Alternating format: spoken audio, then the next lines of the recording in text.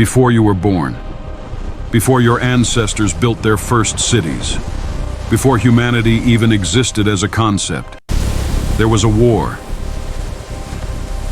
Not a war of nations, not a conflict of tribes, but the first war. The war that broke reality itself. This is not mythology. This is not allegory. This is the forbidden history they removed from your education. The true origin story of everything broken in our world.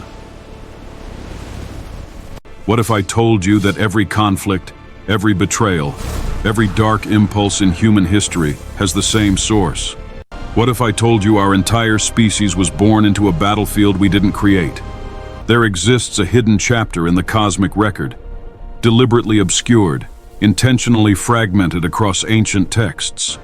A chapter that begins not on Earth, but in a realm of pure light that no longer exists. Tonight we recover that chapter. We piece together the fragments of the first rebellion, the war in heaven. And I warn you now, once you understand what truly happened before humanity's origin, you will never see your world, or your place in it, the same way again. If you're ready to learn truths that have been suppressed for millennia, you need to stay until the end, and you need to subscribe to Testament Tales TV right now, because what we uncover here changes everything, and this channel is one of the few places willing to speak these dangerous truths aloud. The realm before time. Imagine a realm where matter as we understand it does not exist, where beings of pure energy move through dimensions our minds cannot properly conceptualize, where hierarchy is not oppression, but order, where power flows not from violence, but from proximity to the source. This was heaven before the fall, before the war, before everything fractured. The ancient texts give us glimpses, fragments. The prophet Ezekiel describes the throne room, wheels within wheels, eyes everywhere, creatures of living fire maintaining the cosmic machinery.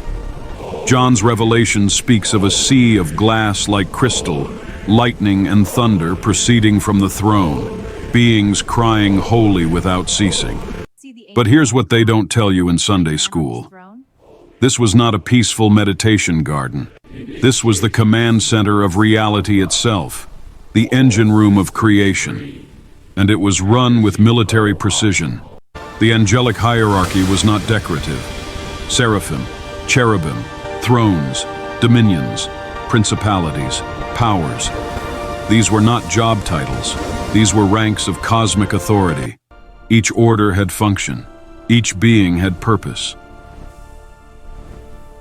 And at the very top of this organizational structure, just below the throne itself, was one being who outshone all others. His name was Lucifer, the light-bearer, the morning star, and he was perfect until he wasn't. The anointed cherub. Let's be clear about something the sanitized versions won't tell you. Lucifer was not some mid-level angel who got ideas above his station. He was the pinnacle of creation, the masterwork, the one created being who came closest to reflecting the glory of the Creator himself. Ezekiel 28 gives us the profile. You were the anointed cherub who covers. I established you. You were on the holy mountain of God. You walked back and forth in the midst of fiery stones. You were perfect in your ways from the day you were created. Read that again. The anointed cherub who covers. This means he stood at the very throne. He was the guardian of the presence itself. Every other angel looked up to him. He was the covering, the protector, the executor of divine will. His beauty was beyond description. Every precious stone was his covering. Sardius, topaz, diamond, beryl, onyx, jasper, sapphire, emerald, carbuncle. His very being refracted light in ways that made other angels seem dim by comparison. The workmanship of his timbrels and pipes was built into him. He was created as a living instrument of worship. Think about that. He was literally designed to produce music from his very essence. When he moved, Heaven itself resonated with harmony. He was worship incarnate, and he had authority, real authority, not the symbolic kind. He commanded legions of angels. When he spoke, cosmic forces obeyed.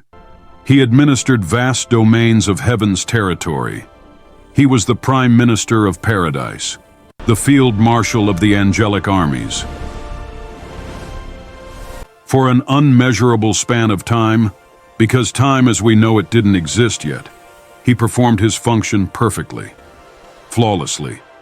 He was the example every other created being looked to, the standard of excellence, until something changed, something rotted at the core of perfection.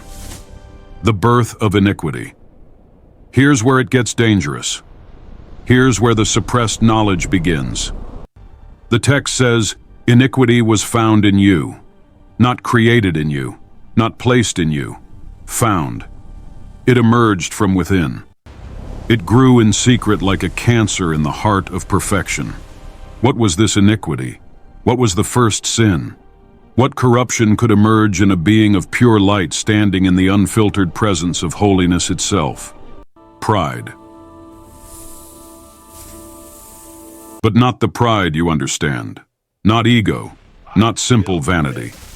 This was something far more sophisticated, far more deadly.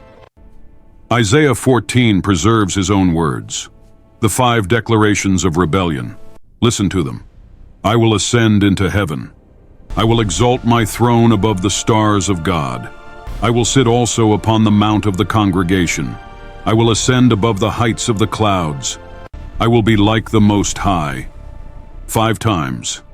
I will. I will. I will. Do you understand what happened here? This wasn't a sudden emotional outburst. This was a calculated decision, a deliberate choice. He looked at the glory he was reflecting and forgot it was reflection. He saw the worship flowing through him and convinced himself it belonged to him. He gazed at his authority and decided it should be absolute. The guardian became the usurper. The worshiper became the rival. The servant became the pretender. And here's what makes this truly terrifying. He was intelligent enough to know exactly what he was doing. This wasn't ignorance. This wasn't a mistake. This was treason, with full knowledge of the consequences. He counted the cost and decided his own glory was worth any price. But he didn't launch his coup alone. The corruption spreads. 1/3 of the stars fell. Revelation 12 gives us this detail, and it's not poetic language. 1/3 of the angelic host joined the rebellion. Think about the implications. These were beings who existed in the direct presence of God. They weren't operating on faith. They had complete knowledge. They understood the nature of reality. They saw the throne. They knew the power structure. And still they chose rebellion. How did Lucifer do it? How did he convince beings of light to join him in cosmic treason? The same way corruption always spreads. Through lies mixed with truth. Through appeals to pride disguised as justice. Through promises of freedom that are actually chains. He went to them with questions, subtle questions. Why should we serve? Look at our power. Look at our capabilities. Aren't we also glorious? Doesn't worship flow through us? Why should there be only one on the throne when we too are mighty? He made inequality sound like injustice. He made submission sound like slavery. He made rebellion sound like liberation. And to beings who had only known order, the chaos of independence sounded like freedom. So they made their choice, one by one. Angel after angel, powers and principalities, thrones and dominions. 1/3 of heaven's armies switched sides. They transformed from servants of light into soldiers of the self. And the moment the rebellion reached critical mass, the moment the conspiracy was ready to launch, heaven itself went to war. If you're beginning to understand the magnitude of what we're uncovering here, you need to subscribe immediately. because this is just the beginning of the forbidden history. What comes next is the war itself, and the implications are staggering.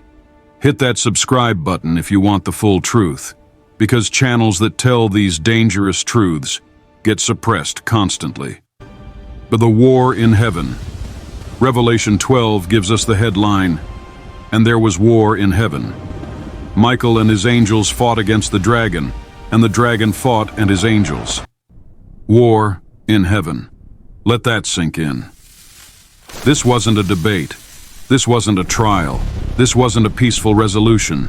This was violent cosmic conflict. Reality itself became a battlefield. But here's what you need to understand. This wasn't two equal armies having a fair fight. This was a rebellion being crushed. The outcome was never in doubt, but the damage was catastrophic. Michael the Archangel led the loyal forces, not the Creator himself. Notice, the text is specific. Michael fought the dragon. Why? Because this war had to establish a precedent. Created beings had to be the ones to defeat the rebellion of created beings. The standard had to be set by those on the same level as the rebels. Can you imagine the fury of that conflict? Angels who had served together for eons suddenly trying to destroy each other. Beings of pure energy weaponizing their very essence. Regions of heaven becoming war zones. The cosmic order fracturing under the weight of violence it was never designed to contain. Lucifer became the dragon, the serpent, the adversary. The Hebrew word is Satan, which literally means the accuser or the opponent. His beauty didn't disappear, but it twisted. He went from the light bearer to the angel of light, a deceiver using his remaining glory as a weapon. His angels fell with him. They transformed, became demons, unclean spirits, principalities and powers operating now in rebellion rather than service. The same abilities, the same intelligence, but now aimed at a single purpose, opposing the will of the one they once served. And the verdict was final. They prevailed not, neither was their place found any more in heaven. They were cast out, expelled, thrown down. Revelation says they were cast out into the earth, not destroyed, not imprisoned yet, but ejected from the realm of light into a different territory entirely. And this is where human history begins to make terrible sense. Earth, the occupied zone, Genesis 1, verse 2. And the earth was without form and void, and darkness was upon the face of the deep. Was, without form, void, darkness. The Hebrew word there is tohu vabohu, chaos and emptiness, waste and desolation. But wait, God doesn't create chaos. God doesn't make waste. Every other act of creation in Genesis is called good. But verse 2 describes a condition before the creation week even begins, a state of ruin. What happened? What's missing from the account? The war happened. The expulsion happened. Satan and his armies were cast to the earth, and their presence turned it into a wasteland. This is not a planet waiting to be formed. This is a war-damaged battlefield. This is occupied territory. And when God says, "Let there be light," in verse 3, He's not creating light for the first time. He's restoring it, reclaiming a ruined realm. The 6 days of creation are not building from scratch. They're restoration, reconstruction. God taking a broken battlefield and transforming it into a garden. And then, in the ultimate strategic move, placing a new kind of being right in the middle of it. Humanity, the strategic insertion. Why create humans? Why put fragile, finite beings on a planet occupied by hostile, powerful entities who already hate God and everything He represents? Because we're not just creations, we're weapons. Think about it. Angels are powerful, they're intelligent, they're eternal, but they're locked into their choices. There's no redemption arc for fallen angels. They chose, and their choice is permanent. But humans? We're made in the image of God, yes, but we're also made of earth. We're temporal, we're weak, we're vulnerable, and most importantly, we have something the angels don't have: the capacity for redemption even after rebellion.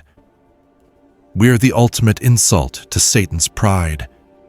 He's this magnificent being of light who thought he deserved the throne, and God creates these mud creatures who are offered something he can never have: forgiveness. We're the proof that Satan's whole rebellion was built on a lie. He claimed God was tyrannical, that service to God was slavery, that there was no real love or choice in heaven's hierarchy. And then God creates beings with absolute free will and says, "Choose me anyway." Not because you have to, because you want to. Eden wasn't a test for humanity. Eden was a battlefield. The garden was a strategic outpost in enemy territory. And the serpent showing up wasn't random. It was inevitable.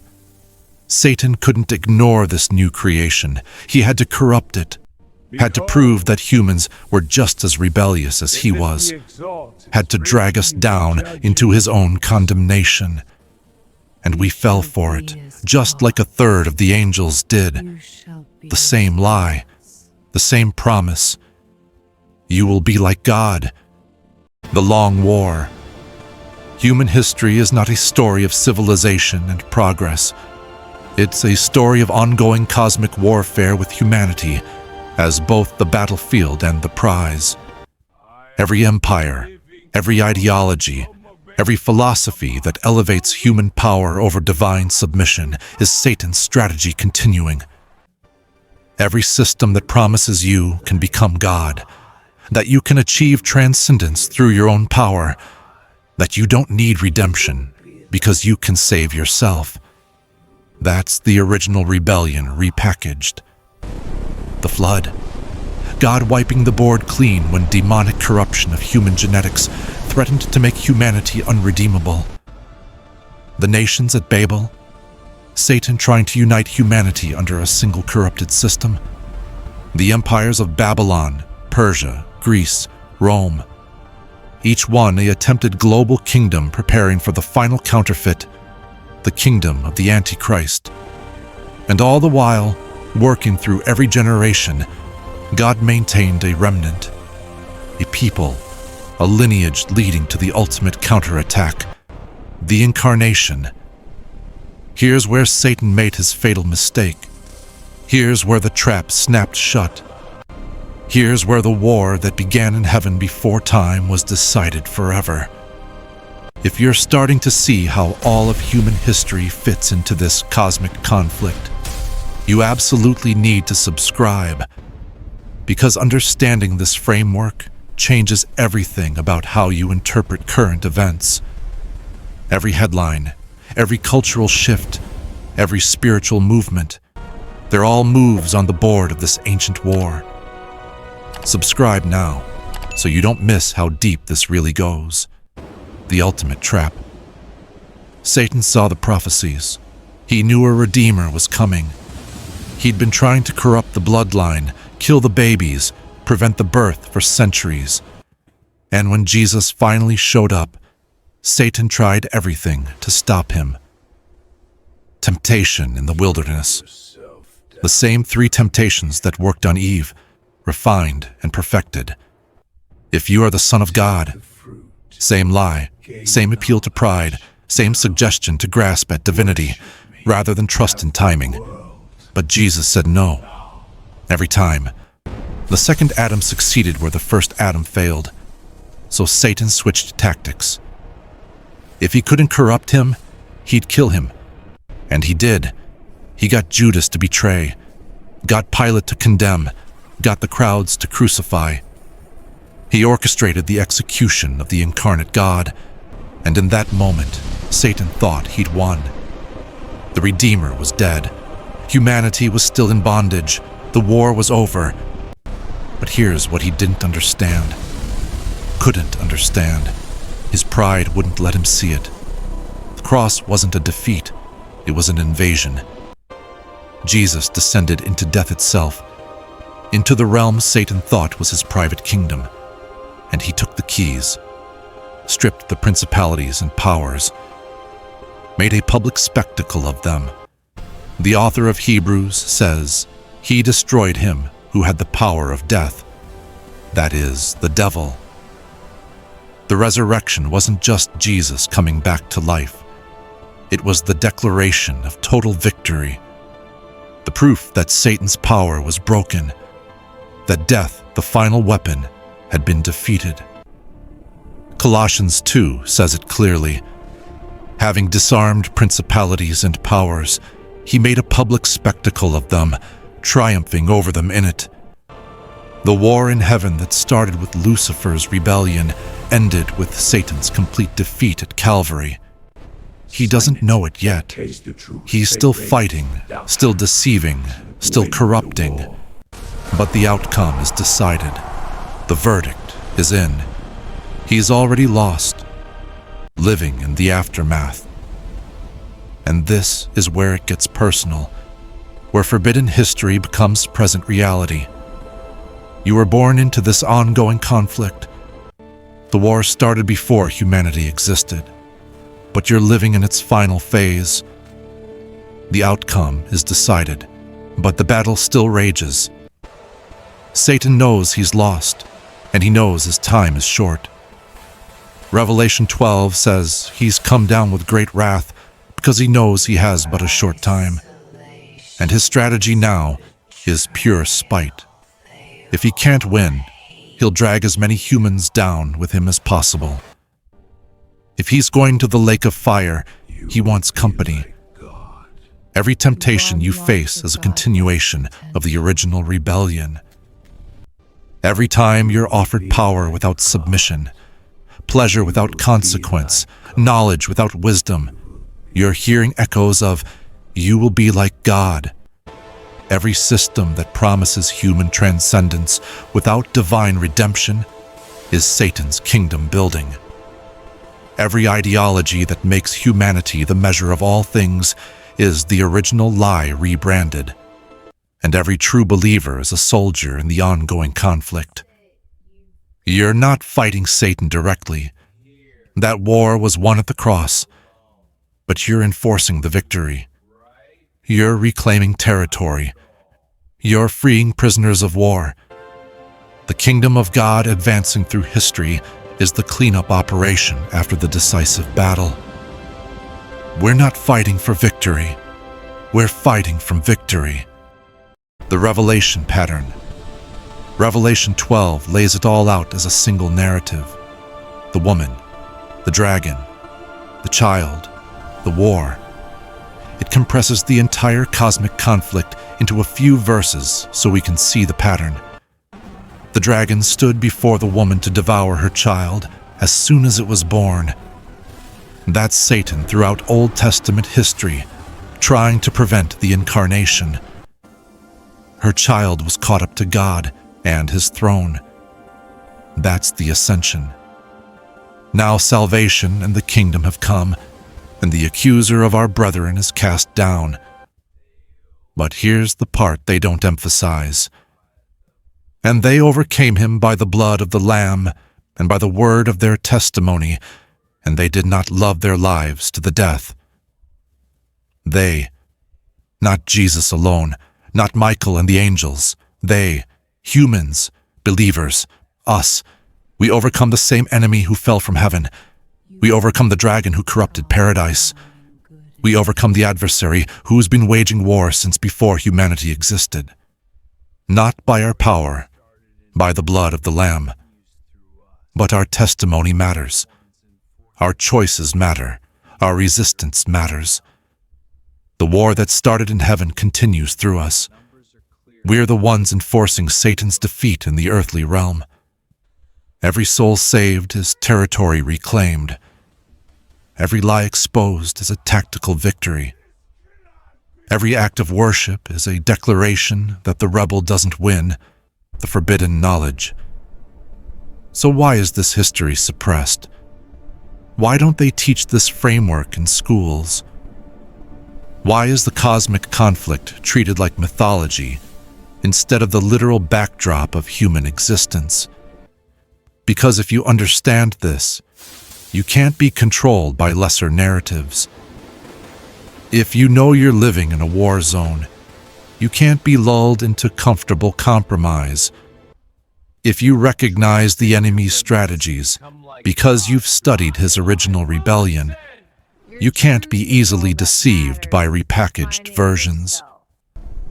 They want you to think reality is just matter and energy, just evolution and accident, just meaningless complexity. Because if reality is meaningless, then power belongs to whoever can seize it. If there's no cosmic war, then there's no cosmic justice coming. But there is a war. There are two kingdoms, there are two kings, and every human being is choosing sides, whether they realize it or not. Neutrality is not an option in a war. Indifference is not wisdom when one side is truth and the other is lies. Tolerance is not virtue when one kingdom offers redemption and the other offers damnation dressed as freedom. If this forbidden history is resonating with you, if pieces are clicking into place, you need to subscribe immediately. Because we're going to go deeper. We're going to trace Satan's strategies through history. We're going to expose the patterns. We're going to connect dots that the mainstream narrative deliberately keeps separate. This is dangerous knowledge, and channels that reveal it get targeted. Subscribe now and to turn on notifications, because you need this information. The final battle, the war that started in heaven, will end on earth. Revelation 20 describes Satan's final rebellion. After 1,000 years of being bound, he's released one last time. And the first thing he does, goes out to deceive the nations again, gathers them for war against God's people. Same strategy, same lies, same rebellion. He never learns. Pride never learns. And fire comes down from heaven and devours them. The final battle is barely a battle. It's an execution. The judgment that was delayed at the cross finally falls. Satan and his angels are cast into the lake of fire prepared for them from the foundation of the world. Not prepared for humans, prepared for the devil and his angels. Hell was never meant for humanity. It's a prison built for rebels from heaven. But humans who choose Satan's kingdom over God's kingdom end up in Satan's prison. The tragedy of human damnation is that we choose to follow a defeated enemy into a punishment prepared for him. Your place in the war. Here's what you need to understand as we close this. This isn't ancient history. This isn't mythology. This isn't symbolic. This is the context of your life. You're not a random accident on a meaningless rock. You're a strategic creation placed on a contested battlefield in an ancient war. You're either helping enforce the victory of the cross, or you're serving a defeated enemy who's trying to take you down with him. There's no third option. There's no neutral ground. The war doesn't pause for your convenience, and the enemy you're facing isn't human. Your real enemies aren't other people. Ephesians 6 says, we don't wrestle against flesh and blood, but against principalities, against powers, against the rulers of the darkness of this age, against spiritual hosts of wickedness in the heavenly places. These are the same beings who rebelled in heaven, the same forces who corrupted paradise, the same entities who've been deceiving humanity since Eden. They're intelligent, they're powerful, they're organized, and they hate you with a hatred that predates your species. But they're defeated. The cross broke their power. The resurrection proved their weakness. The empty tomb is the declaration that their kingdom has fallen. You're not fighting for victory. You're enforcing a victory already won. You're reclaiming territory that legally belongs to the kingdom of God. You're a liberator, not a warrior hoping for a win. War is over. You're an occupying force in enemy territory that's already been conquered. The dangerous truth. The forbidden history is this. Everything you experience is downstream from a rebellion you didn't start. Every temptation is an echo of the first temptation in heaven. Every lie is a variation of, "You will be like God." Every system of human pride is an attempt to rebuild the Tower of Babel. And you were born into this not as a victim, but as a victor. Not to lose, but to overcome. Not to be defeated by an ancient enemy, but to enforce his ancient defeat. This is the knowledge they don't want you to have. This is the framework that makes sense of all the chaos. This is the forbidden history that reveals your true identity and purpose. You're not just human. You're the image bearer of God placed on a contested planet to reclaim it for the kingdom. You're the answer to Satan's original rebellion. You're the proof that submission to God is not slavery, but love. You're the living refutation of every lie the enemy ever told.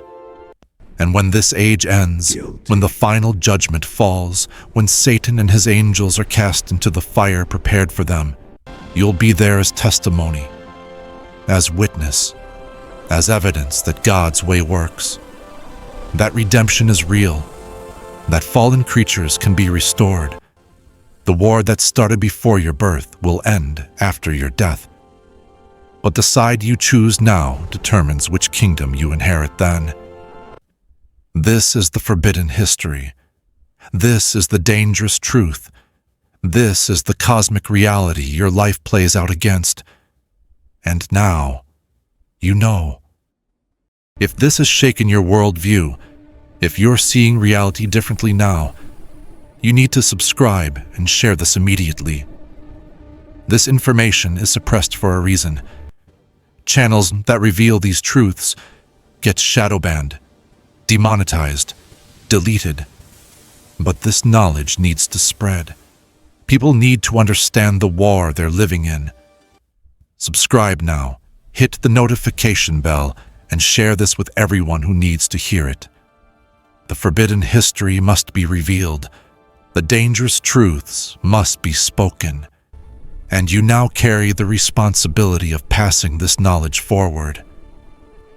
The war continues. Choose your side wisely.